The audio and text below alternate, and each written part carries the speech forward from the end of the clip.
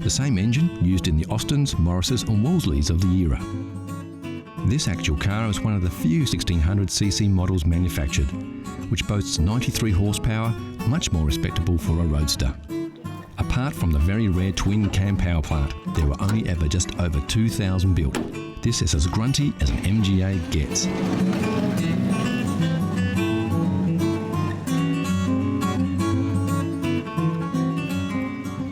BMC did a little to reduce the weight of the MGA to increase performance. The hood and trunk lids are aluminium to lighten the load, but the car is still very heavy. Surprisingly, the floor of these classics are made of timber. We're not sure a wooden floor fits in with the modern manufacturing processes of the 1960s. What we are sure of though is the MGA owners and lovers don't care. You don't buy an MGA to go fast, you buy an MGA to go and look good while you're doing it. When the MGA was designed, looking good was the #1 concern. And if you're thinking to yourself, where are the door handles? Well, this just makes our point. You see, the MGA has beautiful lines, gentle organic curves, sweeping style. Way too cool for door handles. In their wisdom, MG left them off, instead opting for a unique cable system inside the door frame, keeping the body clean and pristine. Of course, there is one thing that is synonymous with a classic MG: wire wheels. What started out as a construction method turned into a styling accessory. The MGA doesn't boast a lot of chrome, it's simple and understated. The curves do the talking, and the wheels ground the whole package as one of class, style and power.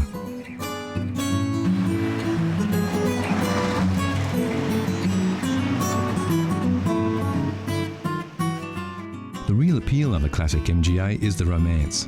The romance of rolling through the countryside, wind in your hair, wire wheels rotating under you, turning heads with your very stylish and fun machine. It's the same for all classic car lovers. For devotees of the MGA, it doesn't get better than this, and we're inclined to agree. So you've just hit 40, you're feeling cashed up, your hairline is fast travelling to the northern hemisphere of your head. So you've decided to take the plunge and get yourself that little sporty classic car you've always dreamed of, and get some wind in your hair before it all disappears and you find yourself shopping for a glue-on toupee. Right now, your heart is set on a Sunbeam Alpine, just like the one James Bond drove in Dr. No. Well, let's take a closer look at the damage to your hip pocket. There were several models of the Alpine produced between 1959 and 1968. The body shape didn't differ much between models, only performance. We've been looking around, and as far as classic cars go, the Alpine could be considered an entry-level classic. Of course, the prices vary, but generally at any one time, there are a few on the market to choose from. This 1963 restored Series 2 unit in the UK was on the market for the princely sum of $9,000 US, or £5,500. It's restored and looks pretty good. It does lack a little grunt, being the early model. For about $7,000 or around £4,000, you can slide into this restored 65 Series 3 Alpine. We found this 1967 Series 5 model for an ambitious $15,000 or around £9,000. The engine was replaced with a 2300cc Mitsubishi power plant. Pricey, not stock, but it may have enough juice to get you and your new hairpiece to where you want to go. There are usually stacks of Alpines on the market, so if the Sunbeam Alpine is your classic passion, get hunting. They won't be hard to find. Here's a challenge for all you classic car fans. Know Your Chrome gives you a peek at some close-ups of classic chrome. Look at the shapes. Do you recognise the lines? Can you tell which car sports this shiny styling? It's too early for clues, but we can tell you it's a car. It's a classic and it's very, very cool. Look closely and we'll give you more hints later in the show. Next on CC, the Classic Car Show, we meet a big black cat, some tips for classic car owners, and we take a pony ride.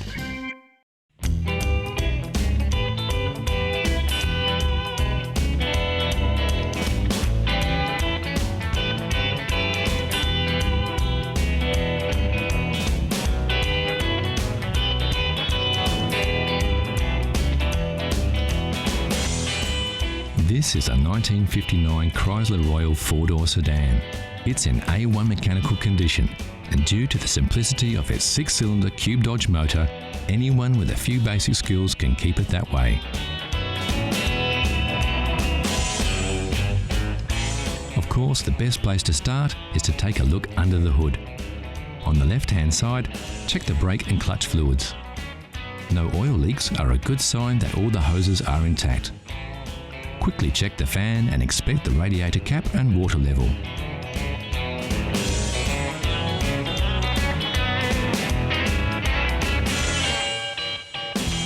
Now take a look from the other side. Check the oil level with the dipstick, then the spark plugs and cables. Inspect the battery terminals to see if they're tight and free from any corrosion.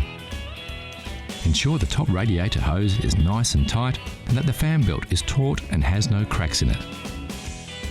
The leads and wires to the distributor cap and starter motor should also be tight.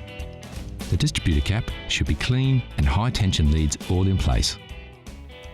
Okay, the engine looks good to go, so always fire her up just to make sure she sounds as good as she looks.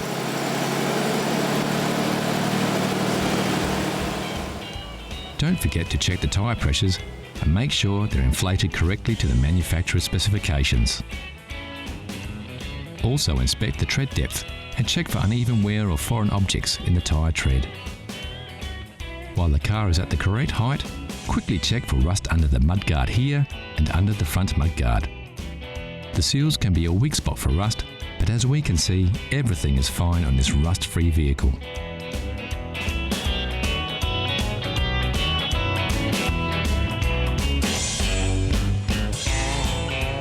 So that's about it. A few simple maintenance checks should keep your Chrysler Royal in great condition for another 50 years. And the best thing of all is that you can roll up your sleeves and do it all yourself. Yep, there's only one thing better than the smell of aging leather, and that's the smell of engine grease on your hands.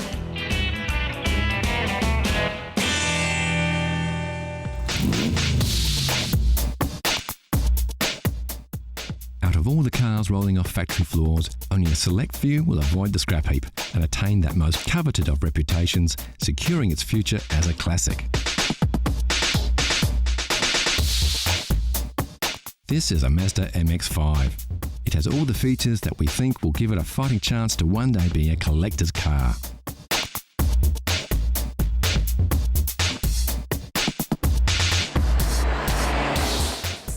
This classic of tomorrow gives you the feeling of the traditional open-top roadster with the modern comforts and technological improvements of today. Sure, to really get the most out of this vehicle, you're going to have to look after it well. Keep it garaged as often as possible and hold on to it for 30 or 40 years. If that's not too hard for you to do, you can have a sports car of today and a classic of tomorrow.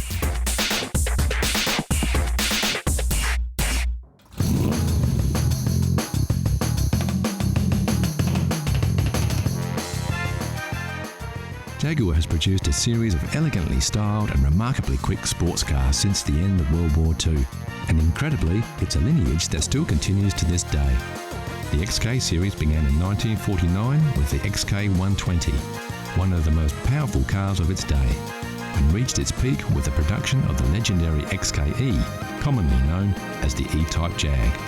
With its combination of good looks, high performance and competitive pricing, the E-Type became the icon of 1960s motoring, and when the car was released in 1961, Enzo Ferrari even called it the most beautiful car ever made.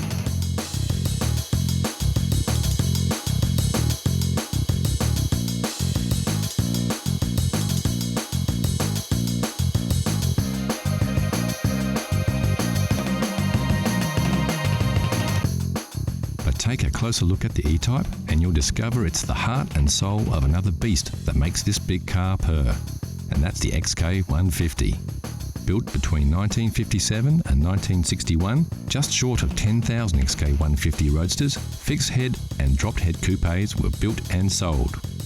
It was distinctively different from its predecessor, the XK140, with its curved one-piece windscreen, wider grille and high wing line along the sides.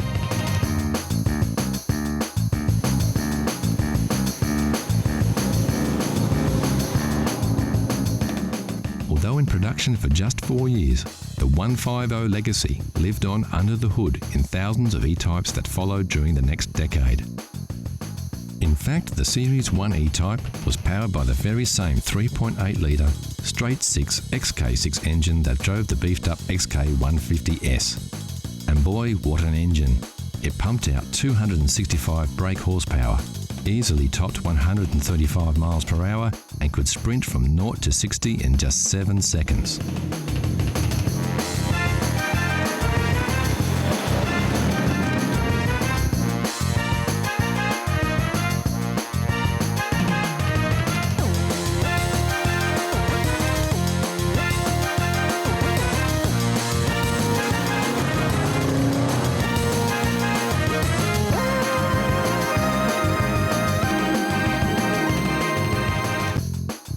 When the 150 launched in 1957, standard equipment included a 3.4 litre twin cam, capable of over 130 miles per hour. But in February of '59, Jaguar added a chrome S insignia, along with triple SU carburetors, a dual exhaust system, beefed up suspension and larger disc brakes. And the 150 didn't just pack a punch under the hood. It came with a beautiful interior that featured stylish leather throughout. Roll-up windows and door handles were also new features, which until then were not considered essential equipment on sports cars of the day. And the result was a combination of excellent performance and handling with a level of comfort and luxury rarely seen in sports cars of the period. The long flowing lines of the hood hinted at what was to come a decade later with the sleek new styling of the E-Type. But its front end, unlike its successor, maintained a traditional look with classic round headlights, the vertical chrome grille, and of course the famous Jaguar badge. The tail end of this Jaguar is arguably even more beautiful than that of an E-Type, with its exceptional chrome detailing. And then there's those familiar twin chrome exhausts that remind us of the raw power hidden beneath this graceful exterior and of the XK heritage.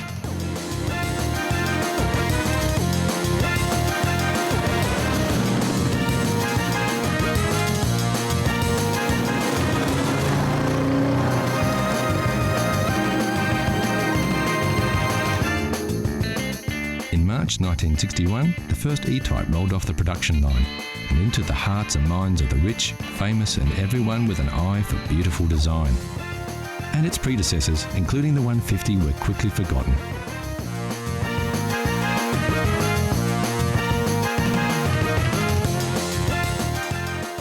Yet, without its XK lineage, the stunning styling and superb performance of the iconic E-Type Jag would never have been possible.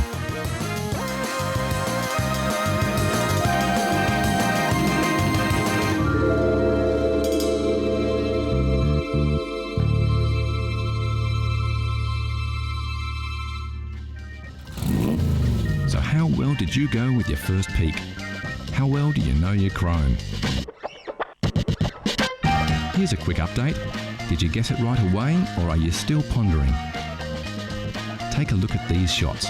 We're showing you a little more of the car here, so you should be able to pick it. The answer is coming soon.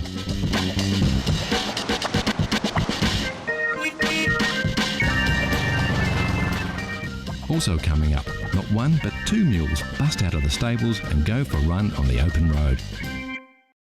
So how well did you know your chrome? If you said it was an MGT, you would be right.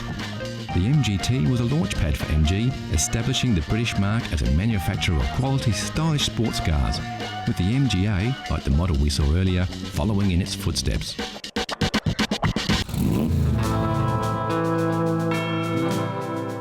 The classic road trip doesn't need a destination or a predetermined route. It's less about getting from A to B and more about everything in between. It's about the experience, the thrill of the open road, the awesome beauty of magnificent vistas, and above all, about horsepower. And when you want pure horsepower, you can't beat a pony.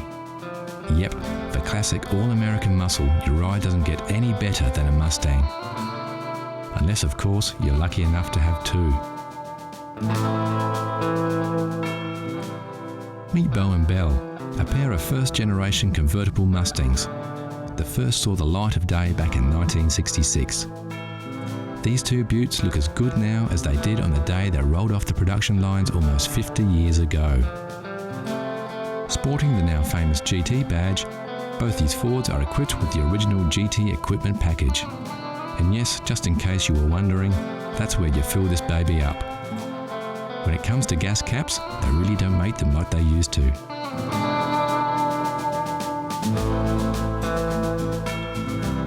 Both these Mustangs feature fully automatic electric soft tops, an original feature built into the car way back in '66. So now that the sun's up, let's get those tops down and let Bell and Bo loose on the open road.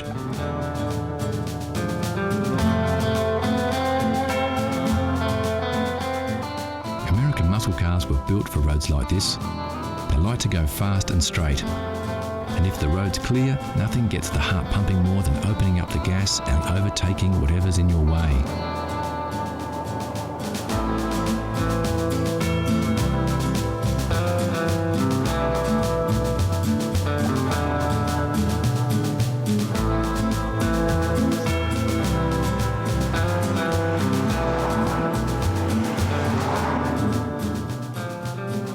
Generation Mustangs were produced between '64 and '66 and broke all kinds of records when they came out.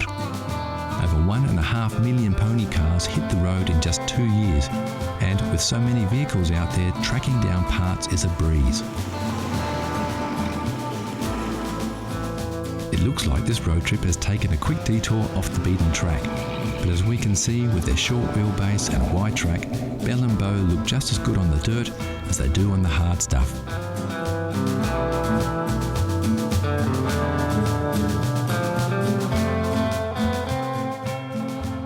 Back on the bitumen and time to work out which way to head next. Yep, it looks like due south is as good a way as any.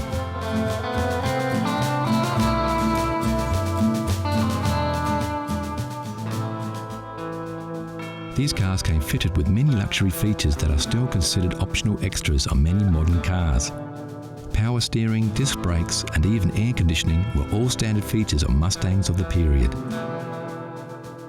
Despite their age, driving these Mustangs isn't very different from driving a modern car. Sure, they won't hug the road and don't have the same kind of turning circle, but in terms of ease, they're just the same. The big difference being that today's cars don't have as much style and charisma. So let's pull over and take a closer look at these two beauties. Both cars have their original pony interiors with those embossed stallions that remind us of their majestic equestrian heritage. Bo's seats are a classic two-tone, while Bell's upholstery is simple and clean. Both interiors are magnificent and their pristine condition belies their real age. Under the hood, these Beauts look every bit as good as they do on the outside.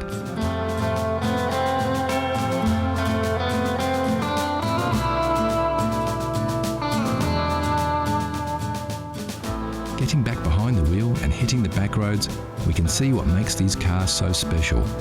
With their soft tops down, winding their way through spectacular scenery, it's possible to forget that we now live in the 21st century. They take us back to another era, and they do it in a way that only a Mustang can.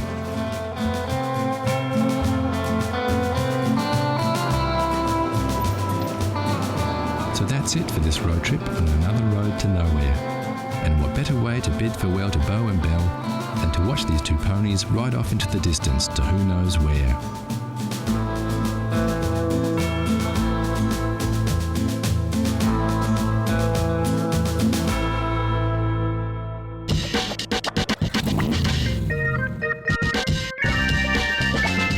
Classic cars are everywhere, from the everyday much-loved runabout to the rare and valuable collector's items. One thing we all agree, there's nothing cooler than a classic. Like this Lamborghini Miura, once owned by international model Twiggy and still oozing 1960s style. Or this E-Type Jaguar, recently voted the world's most beautiful car.